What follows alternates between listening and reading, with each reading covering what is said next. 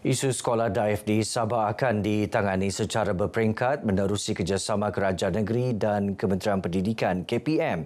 Setakat 15 Disember lepas, bilangan sekolah skala 7 iaitu sekolah mempunyai bangunan daif pada tahap kritikal melibatkan 368 buah sekolah. Secara keseluruhan sebanyak 216 projek sekolah daif telah diluluskan dengan keperincian status pelaksanaan seperti berikut. 96 projek dalam perancangan prabina atau perancangan, 65 projek dalam pembinaan, 55 projek telah siap sepenuhnya. Jumlah keseluruhan peruntukan bagi pelaksanaan projek sekolah daif adalah sebanyak 4.9 bilion bagi rancangan Malaysia ke-11 sampailah ke rancangan Malaysia ke-13. Beliau menyatakan demikian ketika penggulungan Belanjawan Sabah 2026 bagi kementeriannya di Persidangan Dun Sabah di Kota Kinabalu. Datuk James berkata kementeriannya turut komited perkukuh akses internet di kawasan luar bandar. Pemasangan Starlink akan dipeluas tahun depan berdasarkan kriteria Coverage Operational Area COPA. Untuk menjawab yang berhormat Kuamut, kita sedang menambahkan penambahan Starlink di kawasan Kuamut. Dan insya-Allah tahun depan kita ada lebih kurang 80 hingga 100 Starlink. Dan saya pastikan Kuamut akan mendapat jaringan ini, iaitu Starlink. Don't worry, brother. 3 inisiatif baru berimpak tinggi diberi keutamaan Kementerian Pembangunan Luar Bandar tahun depan, iaitu Program Bekalan Elektrik Luar Bandar Alternatif BELBA, Program Bekalan Air Luar Bandar Alternatif BALBA dan Projek Jambatan Kecil Luar Bandar JKLB. Inisiatif dirangka khusus untuk meningkatkan kualiti hidup penduduk luar bandar melalui penyediaan akses kritikal kepada sumber tenaga air bersih dan jaringan pengangkutan yang selamat. Kerajaan negeri telah memperuntukkan ringgit Malaysia 1 juta bagi pelaksanaan BALB. Program ini menumpukan mikro hidroelektrik dan sistem hybrid solar facility untuk membakalkan elektrik berskala kecil kepada kawasan luar bandar di luar capaian grid utama.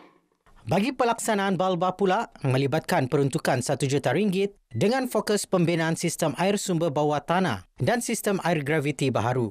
Manakala bagi projek JKLB, peruntukan RM2 juta disediakan melibatkan pembinaan dan naik taraf jambatan kecil.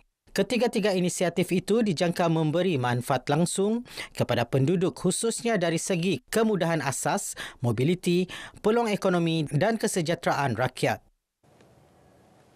Kementerian Pelancongan, Kebudayaan dan Alam Sekitar KEPKAS turut melaksana beberapa inisiatif tahun depan. Ia termasuk pembangunan produk pelancongan berimpak tinggi, pengukuhan keselamatan pelancong serta pemeliharaan warisan dan alam semula jadi negeri. Menterinya Datuk Jafri Arifin dalam ucapan penggulungan bagi kementeriannya berkata langkah itu sejajar pelaksanaan RMK 13 serta persediaan ke arah Tahun Melawat Malaysia 2026 dan Tahun Melawat Sabah 2027. Antara inisiatif utama pembangunan Muzium Negeri Sabah yang baharu, penubuhan Kota Kinabalu Performing Arts Centre, pembangunan Muzium Digital serta pembinaan fasiliti asrama pendaki di Gunung Kinabalu bagi meningkatkan pengalaman pelancong. Kementerian saya komited untuk terus mempergiat usaha ke arah perancangan yang lebih menyeluruh, strategik dan holistik. Pendekatan ini amat penting bagi memastikan setiap pelaburan dan inisiatif pembangunan yang dilaksanakan bukan saja memberi impak ekonomi, malah turut menyumbang kepada pemeliharaan nilai warisan budaya serta kelestarian alam semula jadi. Dalam pada itu, Datuk Jafri memberitahu sektor pelancongan Sabah terus menunjukkan prestasi positif apabila mencatat 3.09 juta ketibaan pelancong sehingga Oktober 2025, meningkat 17.4% berbanding tempoh sama tahun lalu. Sementara itu, Menteri Pembangunan Belia, Kemajuan Sukan dan Ekonomi Kreatif, Datuk Nizam Abu Bakar Titingan dalam ucapan penggulungan kementeriannya memaklumkan inisiatif baharu bersepadu diperkenal bagi memperkasa belia, memajukan sukan dan melonjakkan ekonomi kreatif. Bagi pembentukan belia proaktif dan berdaya saing, inkubator kepimpinan belia Sabah ICAPS khususnya melibatkan belia luar bandar akan diperkukuh. Kajian holistik sukan berprestasi tinggi dan sukan orang kurang upaya akan dijalankan pada masa sama memperkukuh pencarian bakat di peringkat akar umbi sebagai persediaan menghadapi Sukma dan Parasukma 2026.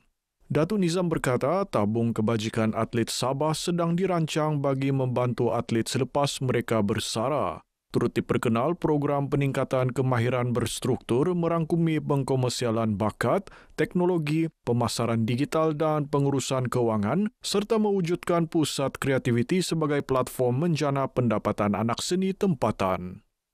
Tiada golongan yang akan tercicir dan terpinggir. Maka saya dan seluruh tenaga kerja kementerian akan menyediakan program padanan untuk memastikan setiap janji dalam manifesto tersebut dapat ditunaikan. Datuk Nizam turut memberi sinar baharu bagi projek pembinaan kompleks sukan Tongot yang terbengkalai. Ini apabila Kementerian Pembangunan Belia, Kemajuan Sukan dan Ekonomi Kreatif dalam proses dokumentasi melantik kontraktor baharu bagi menyiapkan projek berkenaan. Datuk Nizam Abu Bakar Titingan memberi jaminan bahawa pembinaan kompleks sukan Tongot disiapkan mengikut jadual selepas pelantikan kontraktor baharu. Sekiranya dokumentasi ini dapat diselesaikan dalam masa terdekat ini, kita akan laksanakan projek ini dalam peruntukan tahun hadapan insya-Allah. Datuk Nizam berkata beliau juga akan melawat projek-projek di bawah KBSK untuk melihat secara langsung keperluan yang harus ditangani agar masalah lalu tidak berulang. Gabungan Rakyat Sabah GRS dijangka memberi laluan kepada Barisan Nasional BN pada pilihan raya kecil PRK Parlimen Kinabatangan dan Dewan Undangan Negeri Dun Lamak. Ketua Menteri Datuk Seri Panglima Haji Jinor yang juga pengerusi GRS berkata keputusan itu sebagai tanda menghormati parti yang menang dan kini berada dalam kerajaan negeri. Saya ingat kita akan bincang dalam GRS, tetapi saya ingin nyatakan kemungkinan besar kita tidak akan bertanding. Kita akan bagi penghormatan kepada parti yang menang.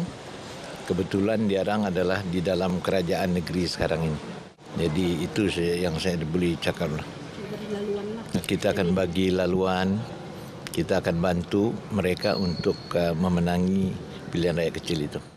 Datuk Haji Ji berkata perkara itu akan dibincangkan bersama Presiden UMNO dan pengerusi BN, Datuk Seri Dr. Ahmad Zahid Hamidi. Sabah Oil and Gas Development Corporation SOGDC akan memperkukuh fokusnya kepada perkhidmatan industri minyak dan gas selain memantau prestasi kemajuan tapak perindustrian minyak dan gas Sipitang SOGIP. Pengarah urusan SOGDC Muhammad Azmir Datuk Ramli yang juga Ketua Pegawai Eksekutif SOGDC memaklumkan hala tuju syarikat itu semasa kunjungan hormat kepada Ketua Menteri Datuk Seri Panglima Haji Jinor di Dun Sabah, Kota Kinabalu. SOGDC sebagai syarikat milik penuh kerajaan negeri ditubuhkan untuk memacu pembangunan industri minyak dan gas hiliran terutama melalui SOGIP dan berfungsi sebagai agensi bagi menarik pelaburan serta mewujudkan peluang pekerjaan. Pembinaan Pusat Islam Sandakan kini mencapai 84% siap. Bangunan utama Pusat Islam berkenaan dijangka boleh disiapkan mengikut tarikh ditetapkan. Arkitek projek Pusat Islam ini, Mior Zawari Hassan berkata, pihak kontraktor perlu menambah pekerja binaan sekiranya mahu kemajuan pembinaan berjalan lancar seperti dirancang. Sekiranya mereka boleh tambah pekerja dalam 1 bulan ini, insyaAllah semua kerja-kerja ataupun target yang dimaksudkan tercapai. Beliau ditemui pemberita selepas lawatan yang di Pertuan Negeri Tun Musa Aman bagi meninjau kemajuan pembinaan. Tun Musa turut diberi taklimat kemajuan pembinaan pusat ini. Baik, saudara, sekian paparan berita pagi Sabah kali ini. Menyusul selepas ini, berita pagi Sarawak bersama Nur Akila Arbain. Salam Malaysia Madani.